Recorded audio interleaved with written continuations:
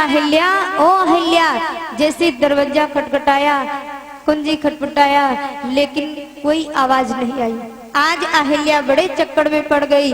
हे भगवान, आज हमारे दो पति कैसे हो गए? एक पति हमारे पास बैठा है, दूसरा पति आवाज लगा रहा है। क्योंकि इंद्र ने क्या किया था? इंद्र ने गौतम ऋषि का रूप धारण किया था। गौतम ऋषि का रूप धारण करके बैठे थे। तो आज अहिल्या असमंजस में पड़ गई कि हमारे दो पति कैसे हो गए? एक पति हमारे पास बैठा है और दूसरा पति आवाज दे रहा है। आज अहिल्या जब बहुत व्याकुल हुई कि आज हमारे साथ क्या हो रहा है। आज जिस समय अहिल्या दरवाजा को खोलने के लिए चली तो इंद्र अहिल्या के पीछे छिप गई। क्योंकि कहते कोई भी व्यक्ति हो, अगर गलत कर्म करते हुए गलत मार्ग पे पकड़ लिया जाता है तो उसके शरीर से क्या क्या निकल जाता है। जिनके पंख पग देश खगेसा, रहे न तेज बुद्धि बलवेसा।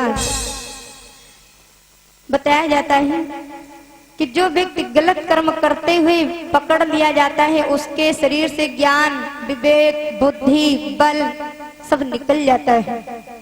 आज गौतम ऋषि ने जैसे अहिल्या को देखा, अहिल्या के पीछे इंद्र को देखा, तो आज अहिल्या से पूछते हैं, हे देवी तुम बताओ, तुमने इतनी देर तक दरवाजा क्यों नहीं खोला? अब मुझे मालूम हो गया कि इंद्र तुम्हारे साथ छल कर रहा था। देवी बताओ, इंद्र ने तुम्हारे साथ क्या क्या किया है? आज अहिल्या कुछ नहीं बोल रही थी। अहिल्या जब कुछ भी नहीं बोल रही थी तो गौतम ऋषि के क्रोध का पारा और बढ़ रहा था। गौतम ऋषि के जब क्रोध और अधिक बढ़ता चला गया, गौतम ऋषि ने कहा, हे अहिल्या, ना तू बोलती है ना डोलती है, पत्थर के समान खड़ी है। जा, मैं तुझको श्राप देता हूँ, तेरा शरीर पत्थर हो जाए।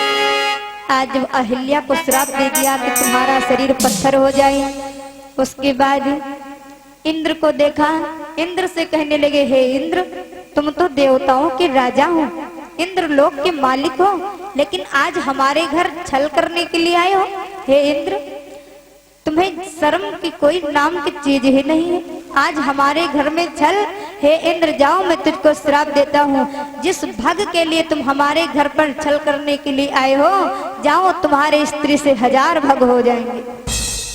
आज जिस समय इंद्र को श्राप दिया तो अब गौतम ऋषि विचार करते हैं कि मुर्गा तो 4 बजे बोलता था, लेकिन आज 12 बजे से मुर्गा कहाँ बोल पड़ा। आज जब देखते हैं कि 12 बजे मुर्गा कहाँ से बोला, अब बताओ, जब 12 बजे को वो बोलबे नहीं हो रहा है तो कैसे बोली। आज विचार करते कि 12 बजे मुर्गा कहाँ से बोल पड़ा, तो क्या देखा, चंद्रमा मुर्गा बनकर घूमते। आज जैसे चंद्रमा को देखा, कहा, अच्छा चंद्रमा, कहो तुम भी साथ में थे। अरे महाराज, तुम तो इतने बड़े देवता हो, तुम्हारे में तो इतनी शीतलता है, लेकिन तुमने छल करने में पूरी साथ दिया है। अब बताओ, तुम 12 बजे मुर्गा बन करके आए हो। हे चंद्रमा, जाओ, मैं तुझको श्राप देता हूँ कि मुनि मयंक को श्राप दे, धब्बा दियो लगाए, भाद्र शुक्ल चंदा लिखे, बिना कियो लग जाए। कहा, जाओ, मैं तुझको श्राप देता हूँ, भाद्र शुक्ल में जो चंदा को देखेगा तो उसको कलंक का टीका लग जाएगा। आज जैसे ही चंद्रमा को श्राप दे दिया, अहिल्या को श्राप दे दिया, उसके बाद बताया जाता है गौतम ऋषि के एक पुत्र थे जिसका नाम था शतानंद। आज जब शतानंद को श्राप दिया, शतानंद ने पूछा, उद्धार कब होगा? कहा, उद्धार तुम्हारा तब होगा जब तुम सिया स्वयंवर की खबर पहुंचाओगे राम भगवान तक, तब तुम्हारा उद्धार होगा। तो उसके बाद अपनी पुत्री अंजनी से पूछा, हे बिटिया, तुम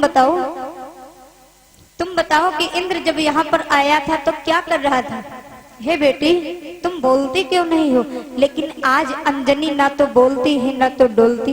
अंजनी को कुछ समझ में नहीं आया कि मैं क्या बताऊं।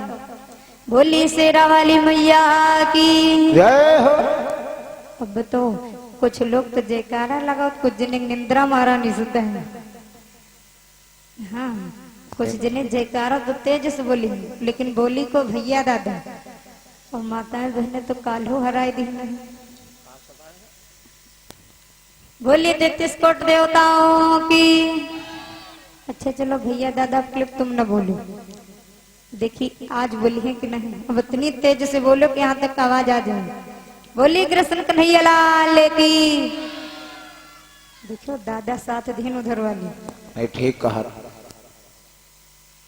अब सभी लोग हाथ उठा लीजिए और इतनी तेज से बोलना कि यहाँ तक आवाज आ जाए। भैया दादा लोग भगवान से दुश्मनी नहीं है। आप सभी लोग हाथ उठा लीजिए क्योंकि ताली बजाने में तुमका का तुरंत बजाव चालू कर दी। बोली राधे रानी सरकार की कि सबके दीवाना बनवले बा, सबके दीवाना बनवले बा, भैया के मन भावन सुरतिया सबके दीवाना बनवले बा, के मन भावन सुरतिया सबके दीवाना बनवले बा, भावन सुरतिया सबके दीवाना बनवले बा।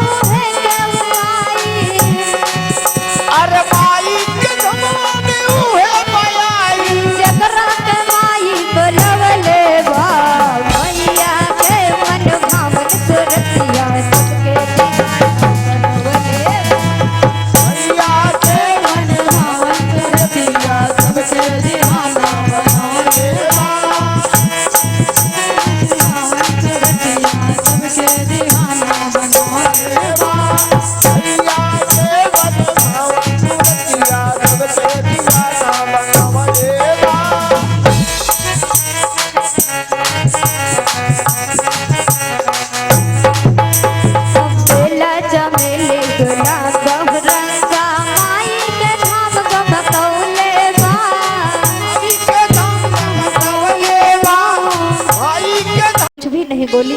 आज अंजनी भी कुछ नहीं बोलती है। गौतम ऋषि का क्रोध और बढ़ता चला गया।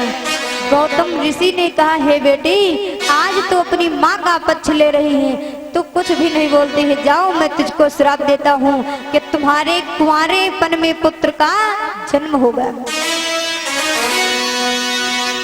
तो आज जैसे ही श्राप दे दिया, जाओ तुम्हारे कुंवारेपन में पुत्र का जन्म होगा। आज अंजनी रोती है, अंजनी रो रही है, क्या बताऊं कहाँ जाऊं। तो अंजनी ने क्या किया, अंजनी माता अंजनी घर द्वार छोड़ करके गंगा नदी के तट पर गई। जिस समय गंगा नदी के तट पर जाती है, गंगा नदी के तट पर जाकर के वहां पर रहने लगी। आज माता अंजनी विचार कर रही है, क्या हो रामा धीरे धीरे रोबा है गंगा जंगल मोरो बोले जंगल मोरो बोलाई हो। धीरे धीरे बाहे नदी गंगा जंगल मोर बोले जंगल मोर बोलाई हो।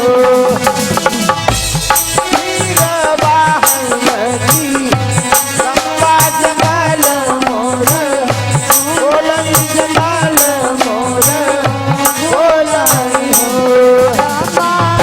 गंगा किनारे माता अंजनी माढ़ैया तोता वावई माढ़ैया तोता वावई हो। रामा ऐसा महल बनो वावई खेड़े क्यों नाही राखई खेड़े क्यों नाही राखाई हो।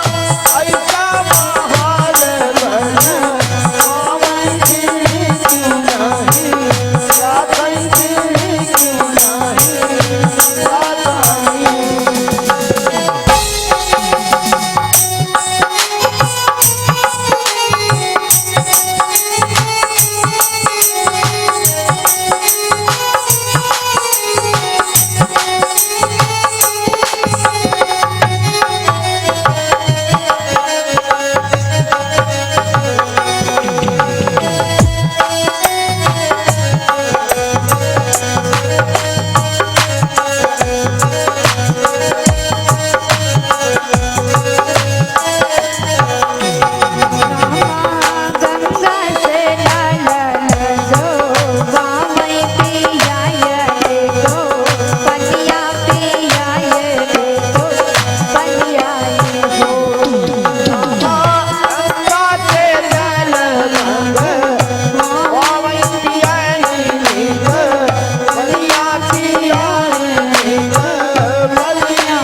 हो।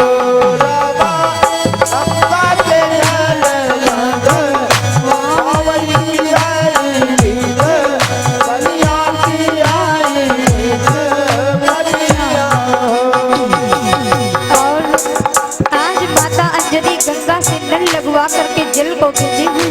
धीरे धीरे समय व्यतीत होता गया। शुभ समय आया, कौन सा समय, ओ रामा एक दिवस गाये बात भोले का गामा छोटे भोले का गामा छोटाई हो।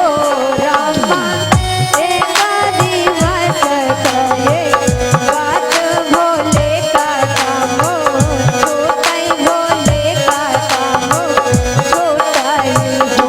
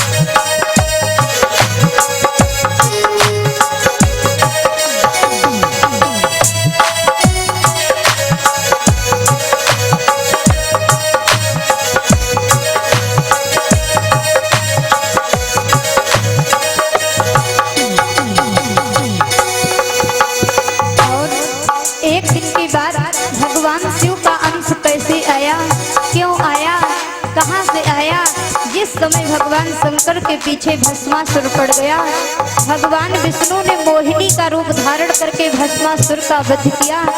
जिस समय भस्मासुर का वध किया, उसके बाद पहुंचे शंकर भगवान के पास। शंकर भगवान ने कहा कि अभी भस्मासुर को मारना है। विष्णु भगवान ने कहा कि हमने भस्मासुर को मार डाला है। क्या तुमने मार दिया? कहा हाँ। कहा बताओ भस्मासुर को कैसे मारा? विष्णु भगवान ने कहा हमने मोहिनी का रूप धारण करके भस्मासुर का वध किया है। भगवान शंकर ने जब सुना कि मोहिनी का रूप, कहा अच्छा प्रभु तुमने मोहिनी का रूप कैसे बनाया था? विष्णु भगवान ने कहा प्रभु जो काम तुम सोच रहे थे वह कार्य हमने पहले ही कर डाला। कहा अच्छा ठीक है प्रभु, जिस रूप को बना करके तुमने भस्मासुर को भस्म किया था अब तुम वही रूप बनाओ। तो आज भगवान विष्णु ने फिर से मोहिनी का रूप धारण किया और जैसे मोहिनी का रूप धारण किया तो भगवान शंकर देख करके बड़े खुश हो गए। आज जब भगवान शंकर बड़े खुश हो जाते हैं, बड़े प्रसन्न हो गए। भगवान शंकर को समझ में आया ये माता पार्वती, माता पार्वती के समझ में आ करके जैसे पकड़ने के लिए चले, विष्णु भगवान ने सोचा कि आज तो अन्याय हो जाएगा, आज हमारे साथ तो बहुत बड़ा छल हो जाएगा। तो उसी समय विष्णु भगवान ने तुरंत मोहिनी का रूप त्याग दिया, तुरंत असली रूप में आए। कहा कि अभी तक तो बहुत गड़बड़ हो जाता है। आज जैसे अपने असली रूप में आ गए, भगवान शंकर का तेज नहीं गया था, भगवान शंकर का तेज कम नहीं था, लेकिन जैसे विष्णु भगवान अपने असली रूप में आए तो भगवान शंकर का तेज जमीन पर गिर गया।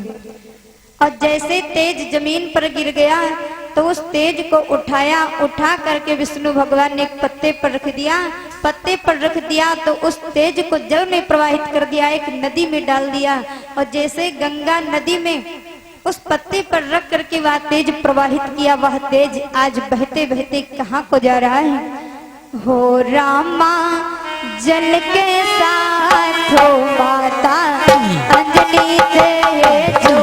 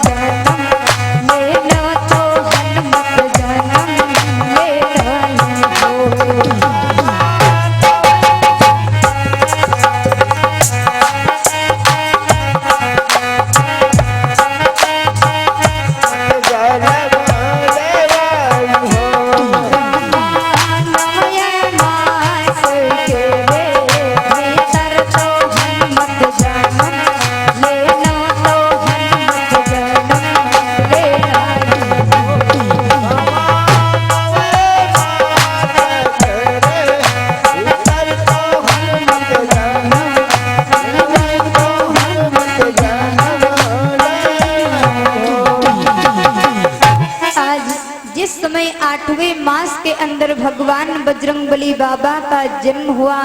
बोली बजरंगबली बाबा की, भक्तवत्सल भगवान की। आज भगवान बजरंगबली बाबा का जब जन्म होता है तो माता अंजनी पछता रही क्यों पछताती है? क्योंकि कुंवारेपन में पुत्र का जन्म हुआ है। माता अंजनी सोचती है अब मैं क्या करूं, किसको मुंह दिखाऊंगी, कहाँ को जाऊंगी। लेकिन अगर किसी के घर में पुत्र का जन्म होता है तो सभी लोग बड़े खुश हो जाते हैं। वो लोग होते हैं कि नहीं? तो मानो 6 दिन तक ढोल गोड़ में बांध के गई है।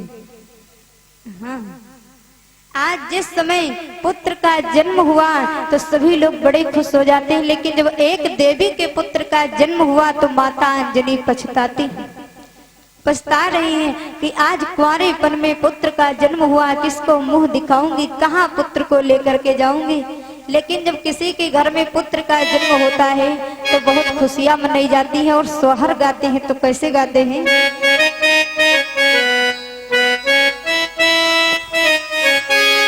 छज्जू के नीचे जचा खड़ी